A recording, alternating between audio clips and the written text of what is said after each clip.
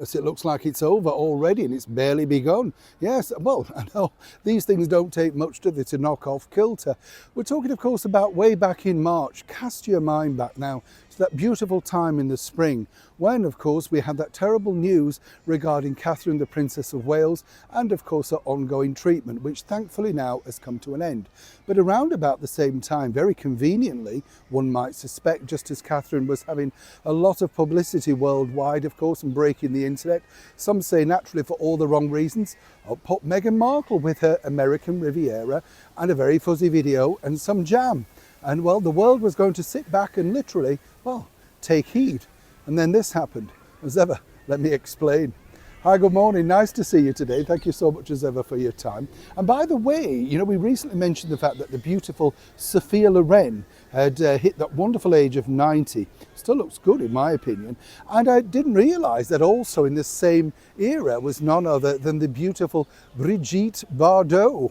Of course, for many people over here in the United Kingdom, really came to fame in the Doctor series alongside Dirk Bogarde, which was made out, I believe, at Pinewood. And, you know, one of those things that it really took off, did it?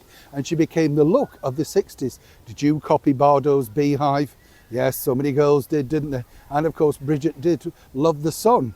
Yes, well, this is the thing. Now, Brigitte Bardot, of course, retired from mainstream movies and all that sort of stuff in the early 70s, still looking terrific, of course, and really put herself in line to look after animals and be very caring in that aspect. But I wanted to ask, because I was asking around a couple of people that I was working with, and they didn't really know who she was. And I thought, wow, am I the only one? You know, not the only one, but you know what I mean? You suddenly think, don't these people resonate anymore? Or don't we take history in as much? Did you like Brigitte Bardot? What was your favourite movie? Or was there a look? And did you copy a look? I'd love to know. Back as ever to your royal story of the day. Yes, as I say, March was a busy time for Meghan Markle, crushing sort of fruit with her feet, making pots of jam and off lemons and a bit of wicker basketry and all that sort of stuff. Now, what's happened, as you can imagine, is the whole brand, everything's collapsed. She can't get a CEO. Nobody seemingly wants to work with her. Meghan basically is blaming the negative effect of all the things like, you know, the Hollywood Reporter and many other things, the grifter remark from, you know, Spotify and stuff like that. But now you see, to try and launch a brand at this point in the year, everything really needed to be in place, particularly at this era, October, if you want to mask into Christmas, where the big sales are, you get the picture. And of course, you know, she's nowhere near that, and there's a problem, and there's a cooking show, and all that sort of malarkey. Now, she's been advised to step back from this particular project, and possibly, as ever, allegedly, ride out the year till people forget, and over Christmas, maybe rebrand herself, and come back out with American Riviera, or ARO, perhaps, which she's now apparently going to be calling it, because of brand copywriting and problems like that, in the new year.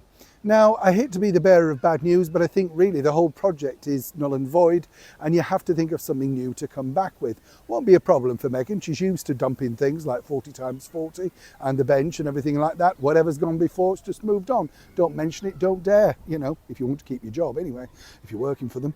But the thing is, as I know. But the thing is, what's fascinating is that clearly didn't spend too much money on this, but another aborted attempt at trying to become something different. Now, I'm not gloating on this. You know, as I said, business is business. It's very tough. I've run businesses. I know how hard it is. But when you do start these things off in a sort of cack-handed way and you don't really put it together well, what does one expect? And the problem that you have now, when you look at it, say, with Meghan and Harry in particular, is clearly their sort of archwell unity, whatever their plan, is not working out, and they really need somebody strong to steer their business moving forward in 2025. But for now, her team, and apparently she is listening to this particular individual, is saying, take a step back, let all this negativity move over, and let's look towards 2025. But as ever in the world of Meghan and Harry, well, seemingly there's always something else around the corner. Will she ever be free of things like this? Neil Sean in the very heart of London.